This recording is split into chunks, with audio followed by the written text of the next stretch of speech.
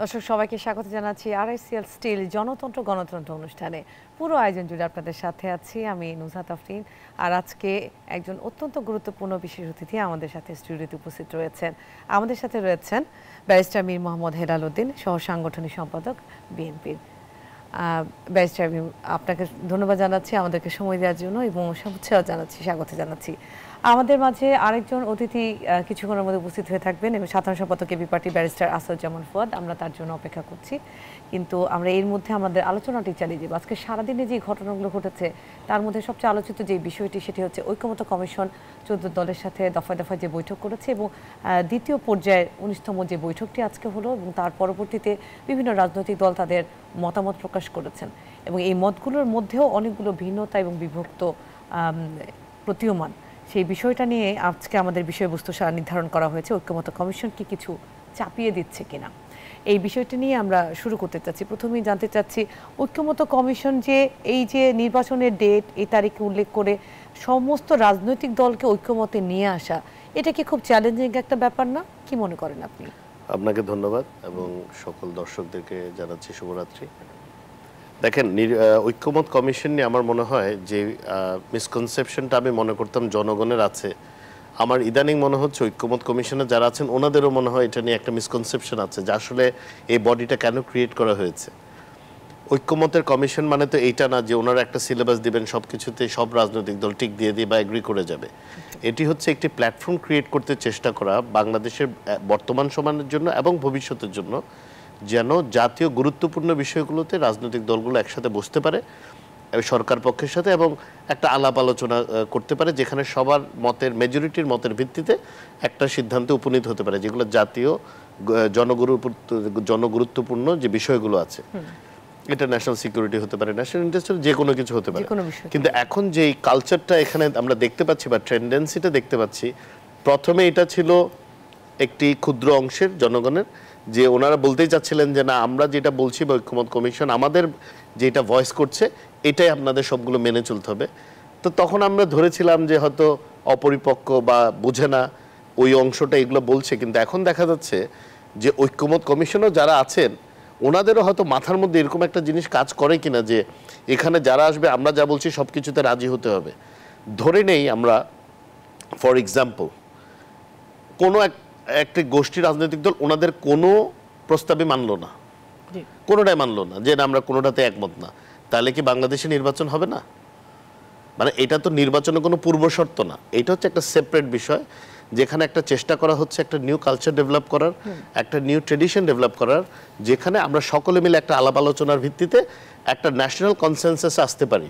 কিন্তু তার মানে তো এইটা না যে ওনারা যা কিছু বলবেন ইয়েস স্যার বলে আমরা রাজি হয়ে গিয়ে, বা রাজনৈতিক দলগুলো সবগুলো রাজি করতে হবে। অনেকগুলোতে বিএনপি রাজি হতে পারে, আরেক দল রাজি না হতে পারে, অনেকটা আরেক দল রাজি হতে পারে, বিএনপিও রাজি না হতে পারে। মেজরিটি যেখানে মত দিবে সেটার উপরে বেসিস করে ওনারা আগাবে বলে আমরা ধারণা করেছি। তো ইটস নট টু লেট, এখনো আসলে এইটার কনসেপচুয়াল ব্যাপারটা কি নিশ্চয়ই ওনারা পুঁথিগতভাবে তো সবাই শিক্ষিত এখানে যারা আছেন এবং কর্ম অভিজ্ঞতাও কারোই কম নয়। তো আমার মনে হয় এই বিষয়টা ওনারা একটু বিচার বিশ্লেষণ করবেন যে আসলে বিষয়টা মানে কনসেপচুয়ালি এই জায়গাটা কিসের জন্য ক্রিয়েট করা হয়েছে, not to agree to everything but to create a common platform for all the political parties and the government to sit together to discuss issues of national interest. Mister Helaluddin, আরেকটি বিষয়ে আমরা আজকে যে প্রেস কনফারেন্স জাতীয় ঐক্যমত্য কমিশনের সভাপতি আলী রিয়াজ উনি কিন্তু অনেকগুলো বিষয়বস্তুর উল্লেখ করেছেন যে আজকে যে বৈঠকটি হয়েছে সেখানে জুলাই সনদের খসড়া নিয়ে আলোচনা হয়েছে, রাজনৈতিক দলগুলো যখন পাল্টা প্রশ্ন করেছেন সেটার আরও অনেকগুলো বিষয় সেখানে চলে আসছে। তাহলে জুলাই সনদের খসড়া আর জাতীয় সনদ, এই যে এই ব্যাপারগুলো নিয়ে কি আপনার মনে হয় না যে একটা ধোঁয়াশা তৈরি করার চেষ্টা করছে, যে ব্যাপারগুলো ঠিক সাধারণ মানুষের কাছে কি পরিষ্কার?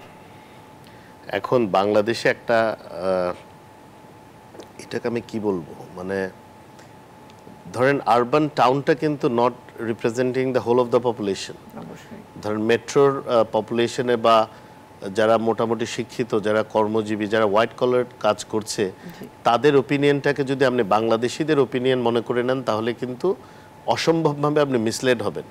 বাংলাদেশের, আমার কম বেশি ভুল হতে পারে, but more than 70% of the population কিন্তু গ্রামগঞ্জে প্রত্যন্ত অঞ্চলের মানুষ।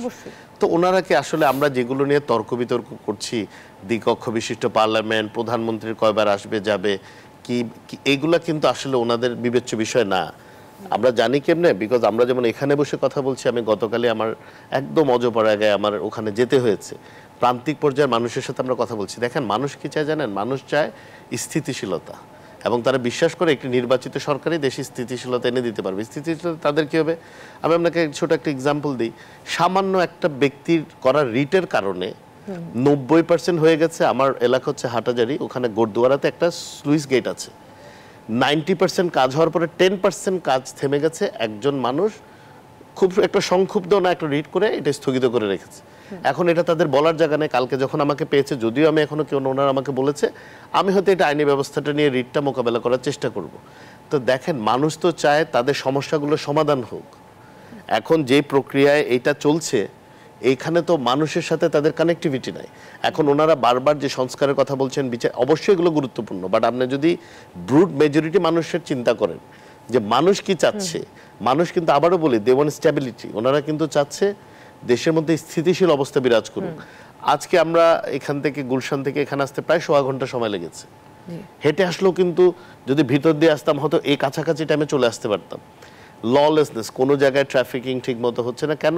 বিকজ আইন শৃঙ্খলা রক্ষাকারী বাহিনীরা আসলে বুঝছে না যে কোন দিক দিয়ে তাদের কি করা উচিত। তো আমার মনে হয় যে ওনারা যে ধোঁয়াশাগুলো ক্রিয়েট করতে চাচ্ছেন, আবারও বলি জুলাই চার্টার বলেন, জুলাই সনদ বলেন, যেটাই বলেন, একটা কনসেনসাসের ব্যাপার, এগুলা কোনোটাই নির্বাচনের পূর্বশর্ত হতে পারে না। এটা কন্ডিশনাল হতে পারে না। সংস্কার একটা চলমান প্রক্রিয়া, বিএনপি শুরু থেকে এই যে পর্যায়ক্রমে অনেকগুলো বৈঠক হচ্ছে দফায় দফায়, এই বৈঠকগুলোর আসলে বৈঠকগুলোর একটা হচ্ছে দেশে যে পরিবর্তিত পরিস্থিতি, কিছু কিছু বিষয় তো রাজনৈতিক দলের ঐক্যমত আছে। এবং এখানে আরেকটা কথা বলি, আমি যতটুকু জানি অনেক মেজরিটি অংশে কিন্তু ঐক্যমত হয়েছে, কিন্তু ব্রিফিং গুলো যখন হয় স্পেশালি দুই একটা দলের বা এই সরকারের এই যে ঐক্যমত কমিশনের পক্ষ থেকে, তখন শুনে মনে হয় কি কোনোই ঐক্যমত হয় নাই, মানে সবাই ভিন্ন মতের। আসলে বিষয়টা কিন্তু ওরকম না, অনেক জায়গায় কাছাকাছি চলে এসছে। কিন্তু এরপরও যেহেতু একটা ভিন্ন প্রেক্ষাপটে জিনিসটা আলোচনা হচ্ছে, হতে পারে দেশের স্বার্থে, দেশের একটা নিউ রাজনৈতিক কালচার ডেভেলপমেন্টের ক্ষেত্রে এটা সহায়ক ভূমিকা রাখবে। কিন্তু আবারও বলি এগুলো কোনোটাই আগামী নির্বাচনের কোনো পূর্বশর্ত নয় বা কন্ডিশন হতে পারে না। এখন 2-4 জন লোক তো আর ডিসাইড করে দিতে পারে না বাংলাদেশে কি হবে। মেজরিটি লোকই ডিসাইড করবে বাংলাদেশ কিভাবে পরিচালিত হবে। তো এটা ওনারা যত দ্রুত ওনারা এটার ব্যাপারে বুঝতে পারবেন বা পাবলিক ওপিনিয়নটা বুঝতে পারবেন, আমার মনে হয় ওনাদের জন্য ভালো, দেশের জন্য ভালো হবে।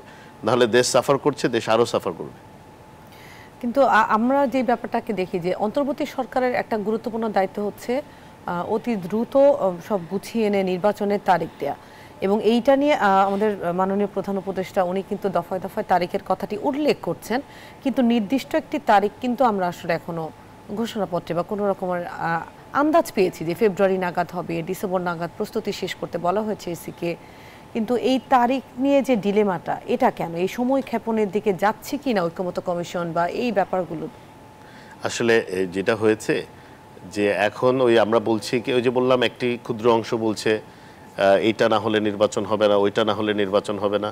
দেখেন নির্বাচন অন্তর্বর্তীকালীন সরকারের দায়িত্বটা কি? মূলত দেশকে স্টেবিলাইজ করে বেসিক কিছু রিফর্ম শেষ করে রাজনৈতিক দলগুলোকে মোটামুটি একটা প্ল্যাটফর্মে এনে ওখান থেকে কি করা, নির্বাচনের দিকে এগিয়ে যাওয়া।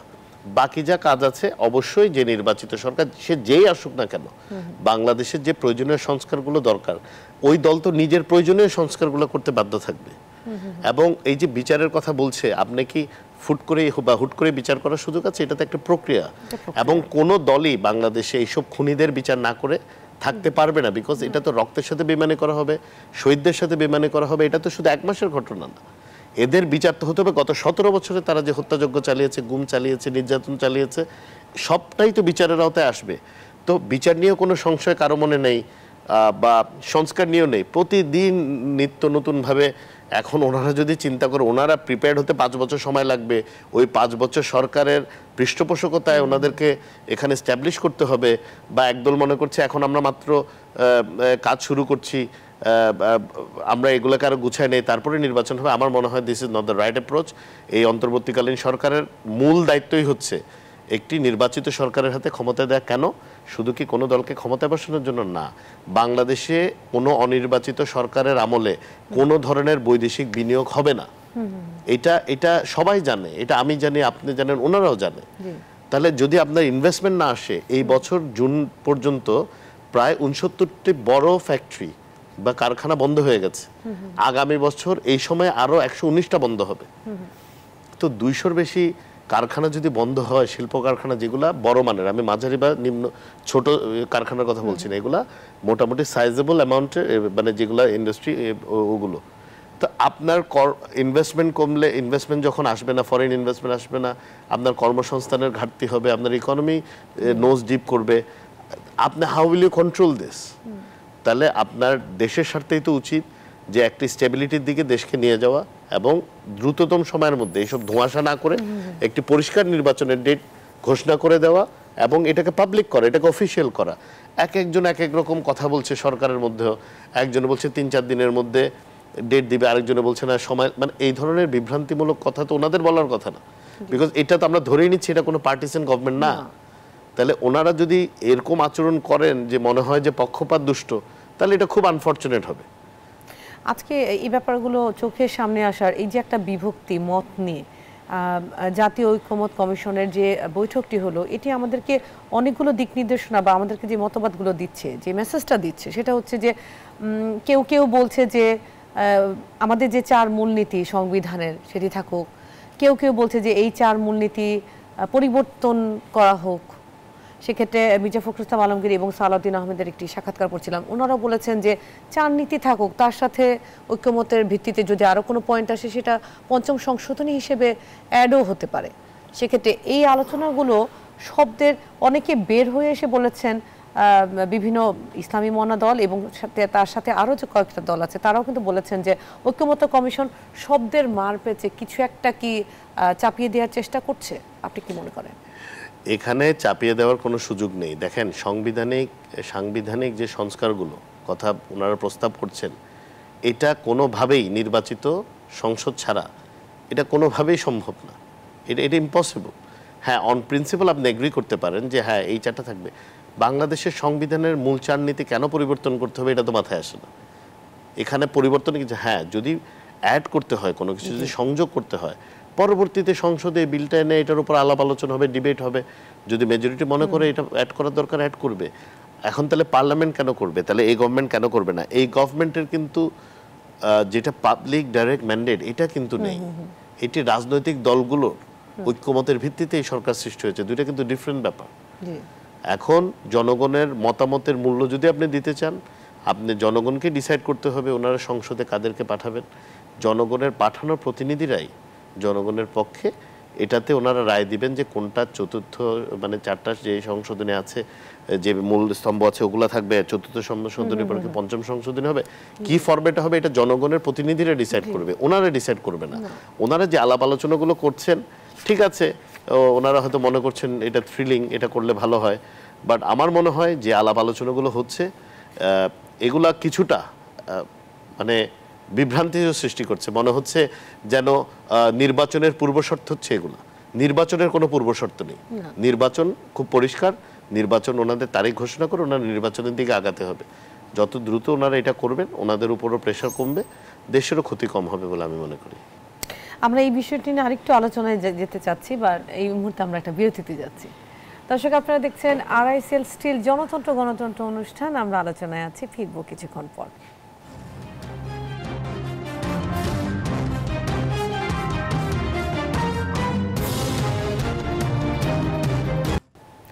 দর্শক, আপনাদেরকে আবারও স্বাগত জানাচ্ছি RICL স্টিল গণতন্ত্র অনুষ্ঠানে।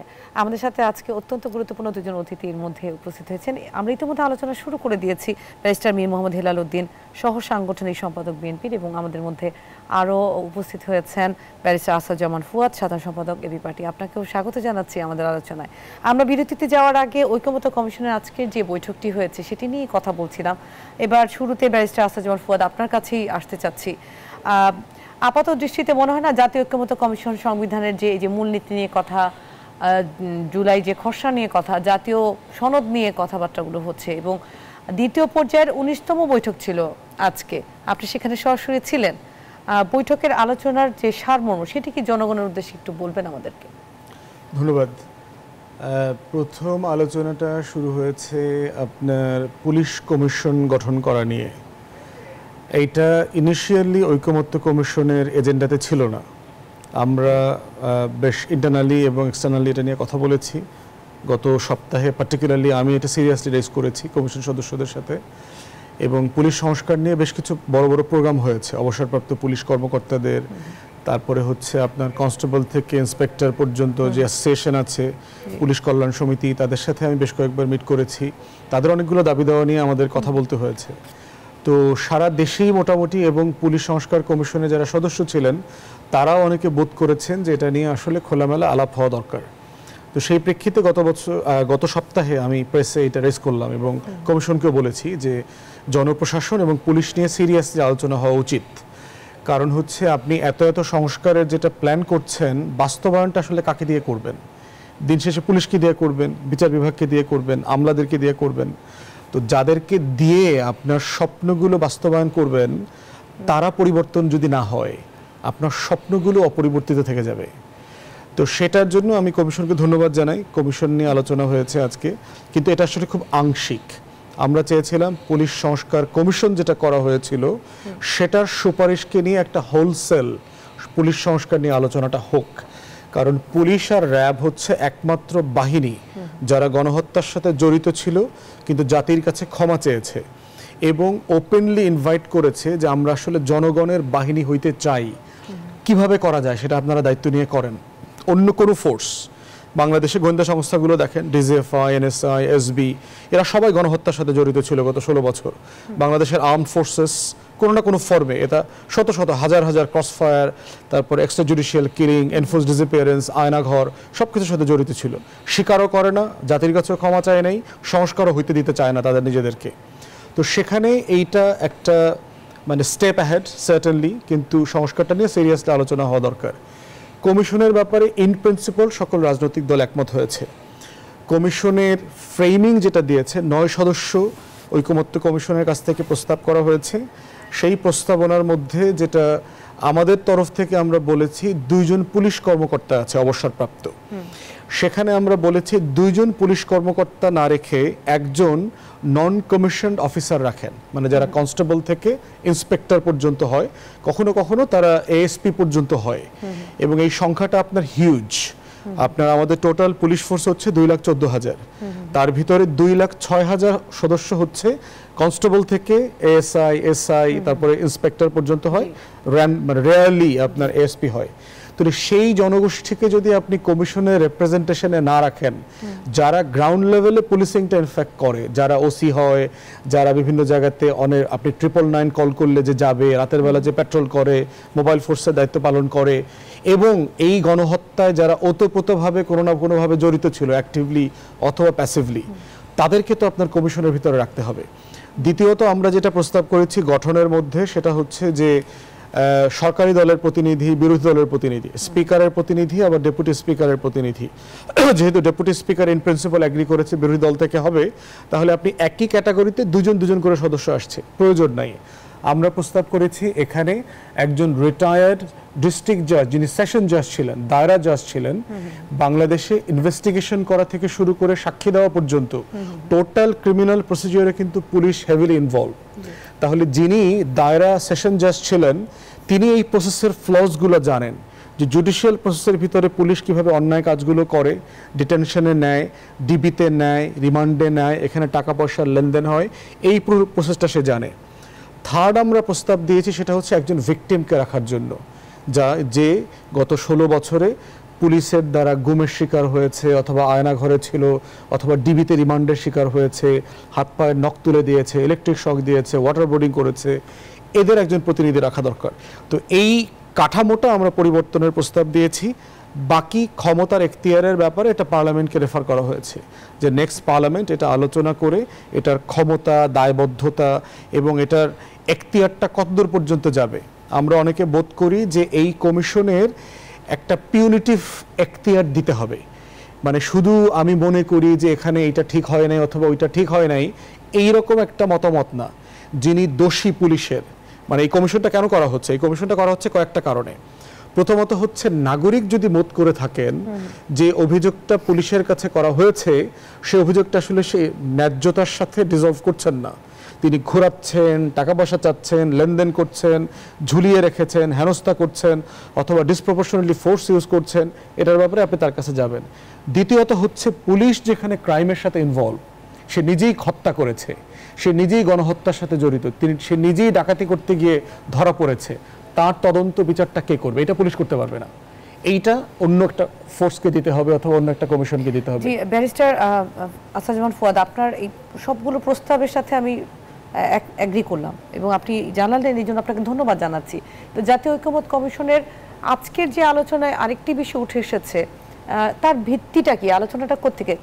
সংবিধানের 4 মূল নীতি নিয়ে যে বিভক্তি তৈরি হয়েছে, সেটি কেন তৈরি হলো? বিভক্তিটা অলরেডি আছে।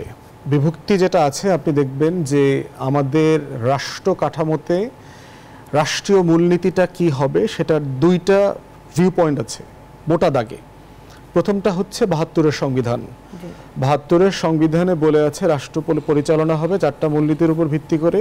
তার ভিতরে একটা হচ্ছে বাঙালি জাতীয়তাবাদ, ধর্মনিরপেক্ষতাবাদ, গণতন্ত্র এবং সমাজতন্ত্র, যেটা হ্যাঁ এই 4টা। এরপরে হচ্ছে এটাকে পরিবর্তন করা হয়েছে 5ম সংশোধনী দ্বারা। সেই 5ম সংশোধনীতে জিয়াউর রহমানের সময় এটা বলা হয়েছে আল্লাহর উপর আস্থা ও বিশ্বাস, ধর্মনিরপেক্ষতাবাদের বদলে বাঙালি জাতীয়তাবাদের বদলে সেখানে এসছে বাংলাদেশি জাতীয়তাবাদ। গণতন্ত্রটা আগের জায়গাতে আছে। সমাজতন্ত্রকে জিয়াউর রহমানের 5th অ্যামেন্ডমেন্ট এক্সপ্লেইন করেছে আর্থিক, সামাজিক, ন্যায় বিচার অর্থে, এইরকম আর কি। তো সেই জায়গাতে মোটা দাগে বাম এবং সাবেক আওয়ামী লীগ, এই ঘেঁষার যে রাজনৈতিক দলগুলো আছে, তারা বোধ করছে যে 72-এর সংবিধানের এই মূলনীতিটা এক্স্যাক্টলি এইভাবে থাকা উচিত। এর বাইরে হচ্ছে বিএনপির নেতৃত্বে যে ডান দলগুলো আছে, তারা বোধ করছে যে ধর্মনিরপেক্ষতাবাদ থাকা উচিত না, তার রিপ্লেসমেন্ট হওয়া উচিত হচ্ছে আল্লাহর উপর আস্থা এবং বিশ্বাস দিয়ে। এর বাইরে ঐকমত্য কমিশন যেটা প্রস্তাব করেছে সেটা হচ্ছে নতুন করে 5টা মূলনীতি প্রস্তাব করেছে।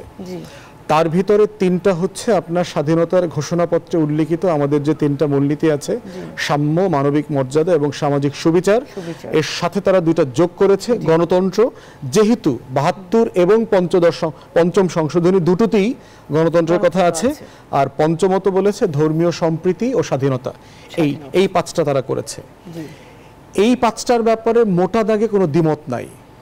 বিষয় হচ্ছে এই 5টা কি 72-এর সংবিধানকে কমপ্লিটলি ওই মূলনীতিটাকে মানে রিপ্লেস করে ফেলবে? তাহলে বাম রাজনৈতিক দলগুলোর আপত্তি আছে যদি করে। আবার ডান রাজনৈতিক দলগুলো বলছে এটা দিয়ে কি তাহলে 5ম সংশোধনী টোটালি রিপ্লেস করা হবে? তাহলে বিএনপি সহ অন্য রাজনৈতিক দলগুলোর আপত্তি আছে। তো সেই জায়গাতে একটা কম্প্রোমাইজের জায়গা এসছে। যেহেতু এই 5টার ব্যাপারে আমরা সবাই একমত, এই 5টা আপাতত ব্যাপারে আমরা মেনে নেই। এই 5টার সাথে অন্য কোনোটা 72 অথবা 5ম যোগ বিয়োগ হবে কিনা সেটা আমরা নেক্সট পার্লামেন্টকে রেফার করে দেই। জনগণের কাছ থেকে ম্যান্ডেটের কথা যেহেতু আসছেন, এবার আমি ব্যারিস্টার হেলালুদ্দিন আপনার কাছে আসতেই চাচ্ছি। যেহেতু ব্যারিস্টার ফুয়াদ বলেন, আপনি কয়েকবারই বলেন যে নেক্সট পার্লামেন্টে, তাহলে আমাদের অনেক বড় সিদ্ধান্ত নেওয়ার জায়গা কিন্তু পার্লামেন্ট, তাই নয় কি? যদি আমরা গণতান্ত্রিক উপায়ে রাষ্ট্র পরিচালনার ভার না পৌঁছে দিই, এবং সেটার মাধ্যম তো আসলে নির্বাচন। আমি আবারও একই কথা জিজ্ঞেস করব, এই যে ঐক্যমত্যের দফায় দফায় বৈঠক এবং প্রস্তাবনা, এগুলোর সাথে নির্বাচনের কি সম্পর্ক? এবং নির্বাচনের তারিখ নিয়ে যে একটা ডিলেমা তৈরি হয়েছে, এটা কি রাজনৈতিক গিমিক না?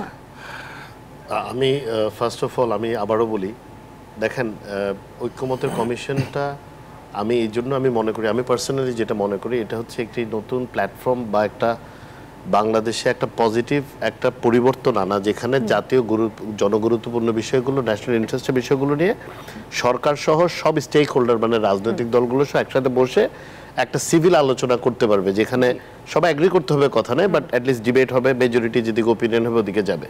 এটা গেলে একটা পার্ট। কিন্তু আমি আবারও যেটা আমি বলেছি, কোনোটাই তো নির্বাচনের পূর্বশর্ত না। ধরেন কোনো দল এখানে পার্টিসিপেটই করলো না, কোনো দল জুলাই সনদেও সাইন করলো না, এটা তো ওই দলের লায়াবিলিটি, তার ভোটারকে বোঝাতে হবে যে আমি কেন করি নাই বা এটা আমি ডিফল্টে কেন। কিন্তু এইটা কি নির্বাচনের কোনো পূর্বশর্ত হতে পারে? আমার মনে হয় না। এবং আমার মনে হয় না আসলে মোটা দাগে যারা রাজনীতি করেন বা রাজনৈতিক প্রক্রিয়ার সাথে যুক্ত আছেন তারা কেউই এটাকে কোনো প্রিকন্ডিশন মনে করেন। নির্বাচন নিয়ে যে ধোঁয়াশাটা হচ্ছে, যেটা আমি তো আর কমিশনের মিটিংয়ে যেতে পারি না বা স্কোপ নাই, যতটুকু আমি মিডিয়াতে দেখি বা যতটুকু পার্টি থেকে শুনি বা ওনাদের থেকে শুনি, আমার মনে হয় যে খুব কাছাকাছি চলে এসছে বিভিন্ন, কারণ এগুলো তো this matters are of national interest, এখানে তো কারো ব্যক্তিগত কোনো স্বার্থ জড়িত না। তো কাছাকাছি যেহেতু চলে এসছে, সরকার যেদিন একটি নির্বাচনের তারিখ ঘোষণা করে দিবেন, এই যে আমরা প্রত্যেকটাকেই মনে করছি এটা নির্বাচনের প্রিকন্ডিশন কিনা, নির্বাচন নিয়ে ধোঁয়াশা হচ্ছে কিনা, এগুলো কেটে যাবে as soon as specific date is declare. তো আমার মনে হয় সরকার হয়তো ওদিকেই যাবে, কারণ ওনারাও তো এই ধোঁয়াশা রেখে ওনারা যে খুব বেনিফিটেড হচ্ছে তা তো না। আস্তে আস্তে সমালোচনাটা কিন্তু মানে ডাইভার্ট হতে থাকবে, এক সময় স্ট্রেইট চলে যাবে, কারণ ওনারাই তো এখন বলছেন যে সমালোচনা তো সবাই, no one is above criticism.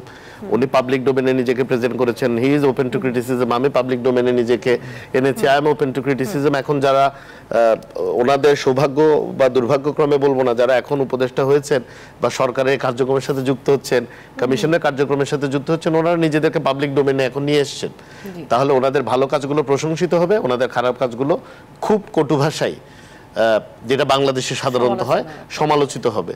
এখন ওনারা কোন পথে হাঁটবেন, ওনারাও আবারও বলেছি ওনারা বেশ শিক্ষিত মানুষজন, অভিজ্ঞতাও আছে।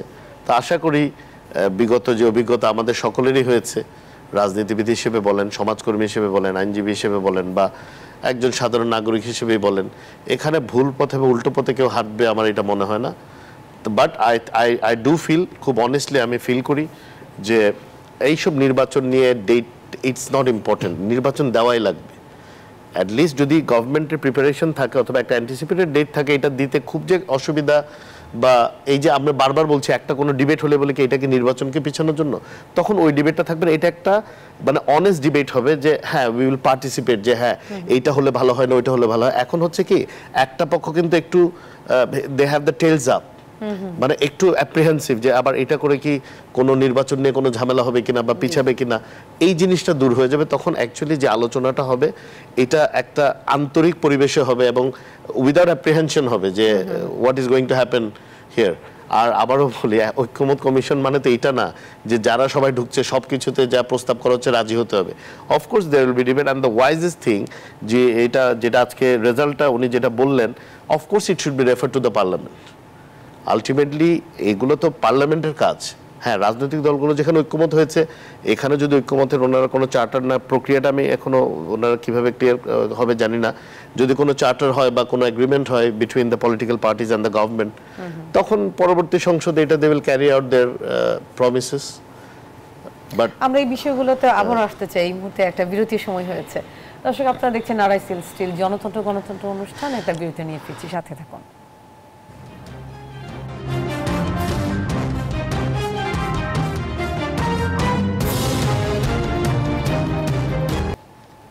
দর্শক, আবারও স্বাগত জানাচ্ছি বিরতির পর। আপনারা দেখছেন আরআইসিএল স্টিল জনতন্ত্র গণতন্ত্র অনুষ্ঠান। আমরা আবারও আলাপে চলে যেতে চাচ্ছি। ব্যারিস্টার আসাদুজ্জামান ফুয়াদ, আপনার কাছে আসতে চাচ্ছি এই বিষয়গুলো নিয়ে। ঐক্যমত্য কমিশনের এবং সংস্কার, এগুলো নিয়ে অনেকগুলো, মোটামুটি প্রধানভাবে 6টি সংস্কার কমিশন গঠন করা হয়েছে। সংস্কারগুলো হওয়ার পরে এবং আমরা বিগত কয়েকদিন যে আলোচনাগুলো দেখেছি যে সংস্কার না হলে নির্বাচনের ডেট কি দেওয়া যাবে না, আপনার এই বৈঠকগুলো করে কি মনে হয়েছে? আমার মনে হয় যে দুইটা ডিফারেন্ট কোশ্চেন। নির্বাচনের দিন তারিখের প্রশ্ন হচ্ছে যে রাজনৈতিক দলগুলো নির্বাচন চাইতেই পারে, অ্যাবসলিউটলি কোনো সমস্যা নাই।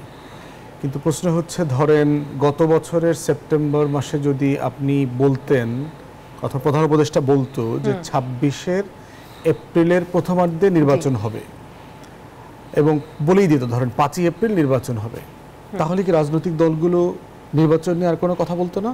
বলতো। তখন বলতো ভাই এত দেরি কেন, দিবেন আগস্ট মাসে দিবেন, ডিসেম্বর মাসে দিবেন, মানে গত বছরের ডিসেম্বরে নির্বাচন চাইতো। আবার যদি বলতো যে আরেকটু আগায় নিয়ে আসেন, তাহলে বলতো আবার পিছাইলেন কেন, এই বছরের ফেব্রুয়ারিতেই নিয়ে আসতেন। প্রশ্ন হচ্ছে যে প্রফেসর ইউনূসের নির্বাচনের পজিশনটা আমি বরাবরই কনসিস্টেন্ট মনে করেছি এবং আমি এটাকে সবসময় সাপোর্ট করেছি। যে আমার কাছে মনে হয়েছে যে ওনাকে বিশ্বাস না করবার মতো কোনো বাস্তবতা তৈরি হয় নাই। 25শে ডিসেম্বর থেকে জুনের 26 যখন বলছেন, that should have been good enough for the political parties to trust him and comply with the dates given. তো সেইখানে আমি বোধ করি না যে ক্রাইসিস ধরেন বলে দিল আগামী ফেব্রুয়ারির 12 তারিখে নির্বাচন, তাহলে কি গোপালগঞ্জে এনসিপির প্রোগ্রামে হামলা হইতো না? সচিবালয়ে কি পোলাপান যারা পরীক্ষা ফেল করছে তারা গিয়ে ঢুকে যাইতো না? তাহলে কি বিমানটা মাইলস্টোনের উপরে ক্র্যাশ করতো না? সবই করতো। প্রশ্ন হচ্ছে যে নির্বাচনের দিন তারিখ দিলেই সব সমস্যার সমাধান হচ্ছে না। এখন নির্বাচন চাইবে রাজনৈতিক দলগুলো, এটা যেমন সঠিক, নির্বাচন দিলেও যে দিন তারিখ দিলেও যে সবকিছু একমত হয়ে যাচ্ছে ব্যাপারটা তাও না। অস্থিরতাটা বিরাজ করছে ভিন্ন অনেকগুলো কারণে। একটা কারণ হচ্ছে যে বাংলাদেশে বিএনপি পার্টিকুলারলি বড় দল হওয়ার পরেও সে 2001-এর পরে কোনো ভালো নির্বাচন পায় নাই। অতএব তার একটা ইলেকশন এক্সপেকটেশন আছে, ইলেকশন ট্রমা আছে, সে একটা -2 ফর্মুলার একটা ট্রমা তার ভিতরে ব্যাক অফ মাইন্ড কাজ করছে। বিএনপির সকল পলিটিক্যাল লিডার, সিনিয়র লিডারকে দেখলাম তারা খুবই আশঙ্কিত যে সে কোনো না কোনো ফর্মে ফাঁদে পড়ছে কিনা। সে 2008-এ একরকমের একটা ফাঁদে পড়ছে, দিল্লির ফাঁদে পড়ছে, আওয়ামী লীগের ফাঁদে পড়ছে। সে 2014-তে একটা ফাঁদে পড়ছে, একতরফা নির্বাচন আওয়ামী লীগ করে নিয়ে গেছে। 2018-তে তাকে ডেকে নিয়ে চা নাস্তা ইঁদুর বিরিয়ানি খাওয়ায়া টাওয়ায়া তাকে আবার রাতের ভোট করাই দিছে। 24-এতে আবার একটা দামি নির্বাচন করে ফেলেছে। তাহলে সে চিন্তা করে দেখেন যে সে 4টা নির্বাচন থেকে বঞ্চিত হবার পরে -2 ফর্মুলার 50% সফল হয়ে গেছে। হাসিনা নাই, আওয়ামী লীগ নাই, এই ফিয়ারটা তার মধ্যে আছে। অতএব সেই ফিয়ারের জায়গা থেকে সে দিন তারিখটা চাইতে পারে, বাট এইটাও অ্যাট এ টাইম আলোচনা করতে হবে 24-এর গণ অভ্যুত্থান শুধু নির্বাচনের জন্য ছিল না, এটাও যেন আমরা ভুলে না যাই। আচ্ছা, আমি এবার ব্যারিস্টার হেলালুদ্দিন আপনার কাছে আসতেই চাই, যেহেতু প্রসঙ্গটা আসলোই, বিএনপি কি আসলে নির্বাচন নিয়ে ট্রমায় আছে, যেটি ব্যারিস্টার ফুয়াদ বললেন? আর একটি বিষয়, সেখানে নির্বাচনের দিন তারিখ নিয়ে বিএনপি প্রিপারেশন কি, এটা যদি আপনি বলতেন। অ্যাপ্রিহেনশন ট্রমায় আছে কিনা এটা উনি ফিল করেন বলেছেন। অ্যাপ্রিহেনশন তো অবশ্যই আছে। কেন আছে? রিজন আছে। রিজন হচ্ছে বিএনপির প্রতিষ্ঠাতা শহীদ রাষ্ট্রপতি জিয়া রহমানে কিন্তু বাংলাদেশে আবার মাল্টি পার্টি ডেমোক্রেটিক প্রসেস শুরু করেছিলেন, বহু দলীয় গণতন্ত্র। তো বহু মতের প্রতি সম্মান আছে, কিন্তু অনেক সময় দেখা যায় নতুন দলের বক্তব্যের সাথে সরকারের উপদেষ্টাদের বক্তব্য মিলে প্যাট্রোনাইজ করা হচ্ছে, এগুলো করা হচ্ছে। নির্বাচনের তারিখ নিয়ে প্রধান উপদেষ্টার টুইট চেঞ্জ করা হচ্ছে। তো এগুলো হয় কি, এগুলোতে একটা কনফিউশন সৃষ্টি হয়। আর আরেকটা জিনিস, ধরেন আন্দোলন, জুলাই আগস্টের আন্দোলনের আগেও বিএনপি কিন্তু 16-17 বছর এই স্বৈরাচারের বিরুদ্ধে আন্দোলনে ছিল, এবং এই আন্দোলনটা ছিল একটি নির্বাচনের জন্য, একটি সুষ্ঠু নির্বাচনের জন্য এবং শেখ হাসিনার পদত্যাগের জন্য। তো কোটা আন্দোলন ছিল, কোটা আন্দোলনে কি কি হয়েছে আমরা সবাই দেখেছি। কেউ তো আমরা বিদেশে ছিলাম না, দেশেই ছিলাম, এবং ওতপ্রোতভাবে আন্দোলনের সাথে সক্রিয়ভাবে ভূমিকাও রেখেছি। কেউ হয়তো টিভিতে আসতে পেরেছে, কেউ টিভিতে আসতে পারেনি। এই আন্দোলন করতে গিয়ে আমাদেরও কিন্তু ক্ষয়ক্ষতি কম হয় না অ্যাজ এ পার্টি। এবং এই আন্দোলনটা আমাদের জন্য শুধু জুলাই আগস্টের ছিল না, আমাদের কিন্তু 17 বছর একটা কন্টিনিউশন ছিল, টিল দ্য বিল্ড আপ ছিল, till the 5th of August। কিন্তু এর পরেও যখন আমাদের মানে নতুন দল তো অবশ্যই, কিছু কিছু দল একেবারে আওয়ামী লীগের ক্যাটাগরিতে এনে সমালোচনা ন্যাশনাল প্ল্যাটফর্মে করছে, তাহলে তো অবশ্যই এটা পার্টির মধ্যেও তো একটা সৃষ্টি হয় যে আমি আওয়ামী লীগ হলাম কিভাবে। বিডিআর পিলখানা বিএনপি করে নাই, হাজার হাজার কোটি টাকা লুট করে নাই, শাপলা চত্বর করে নাই, জুলাই আগস্টে 1400 বেশি লোক মারে নাই, তাহলে হাউ ইজ ইট মুদ্রার এপিটোপিট। তো এই ধরনের কিছু অসংলগ্ন কথাবার্তা, এবং একই সাথে সাপ্লিমেন্টেড বাই এই গ্রুপটাকেই গভর্নমেন্ট ডাইরেক্টলি প্যাট্রোনাইজ করছে, সরাসরি করছে। চিঠি আছে, ডিসি অফিসে পাঠিয়ে দিচ্ছে, বিদ্যুৎ দাও, ওদেরকে ফ্যাসিলিটেট করো, সার্কিট হাউসে থাকতে তো আমাদেরকে দেন, ওনাদেরকে দেয় কিনা আমি জানি না, আমাদেরকে দেন না। আমরা নিজের খরচে গিয়ে যেখানে যে ওখানে থাকা লাগে, কোনো পুলিশ টুলিশ এগুলো থাকে না, এগুলো আমাদের আমরা চাইও না। কিন্তু কথা হচ্ছে অ্যাপ্রিহেনশনটা এই জায়গার থেকে আসে। আমরা খুব প্লেনলি শ্রুতিমধুর কথা বলা কিন্তু খুব ইজি, কিন্তু প্র্যাকটিক্যাল জায়গাটা কি? প্র্যাকটিক্যাল জায়গাটা হচ্ছে এখন মনে হচ্ছে দেশে আওয়ামী লীগ নাই, তাহলে সব কিছু বিএনপিকেই বলতে হবে। It is not correct. কারণ যতটুকু সংগ্রাম জুলাই আগস্টে হয়েছে, তার চেয়ে অনেক বেশি সংগ্রাম করতে হয়েছে কিন্তু গত 16-17 বছরে। আমাদের কিন্তু 1400-র মধ্যে লিমিটেড না। আমাদের এক একজন নেতা যারা বলছেন, আমার বাপ চাচারা, ওনারা 50, 60টা, 100টা, 400টা, 500টা পর্যন্ত মামলা আসামি। তো এই যখন চক্রের মধ্যে ওনারা ছিল 17 বছর এবং যখন কোটা আন্দোলনটা এক দফা আন্দোলনে পরিণত হলো, so what was the consequence? যে এক দফা আন্দোলন হাসিনা পতন হলে একটি অনির্বাচিত সরকার আজীবন থেকে যাবে বাংলাদেশে, 5 বছর থেকে যাবে, 10 বছর থেকে যাবে? নো, বেসিক কিছু রিফর্ম করে তারা একটি গণতান্ত্রিক প্রক্রিয়ার দিকে এগিয়ে যাবে, and which is a very normal thing to ask in any democratic society. আমি ফিল করি এটা। তো আমার মনে হয় যেমন রাজনৈতিক দলগুলো অবশ্যই নির্বাচন চাইতে পারে, ইটস নট ইলিগাল। আমাদের টাইম, হ্যাঁ, তো একই সাথে গভর্নমেন্টও ওনাদের কৌশল অনুযায়ী নির্বাচনের ডেট যখন পারে ফিল করে দিবে। এখন কোনোটাই যে ক্লোজ এন্ডেড ডিবেট তা না, হি ইজ কারেক্ট যে নির্বাচনের ডেট ঘোষণা করলে বাংলাদেশের সকল সমস্যার সমাধান হবে না। আমরা ভুলে যাচ্ছি কিন্তু এখন পর্যন্ত যে পতিত স্বৈরাচার, তাদের এজেন্ট দোসর যে ভাষায় বলেন, তারা এখনো বাংলাদেশে আছে এবং তারা এইসব ষড়যন্ত্রের সাথে ওতপ্রোতভাবে জড়িত। আপনাদের দুজনকে অসংখ্য ধন্যবাদ জানাচ্ছি। আমরা সময় থাকলে নিশ্চয়ই পরবর্তীতে আবার এই বিষয়ে আলোচনায় যাব। দর্শক, আপনারা দেখছেন RICL জনতন্ত্র গণতন্ত্র। সবাইকে সাথে থাকার জন্য ধন্যবাদ জানাচ্ছি।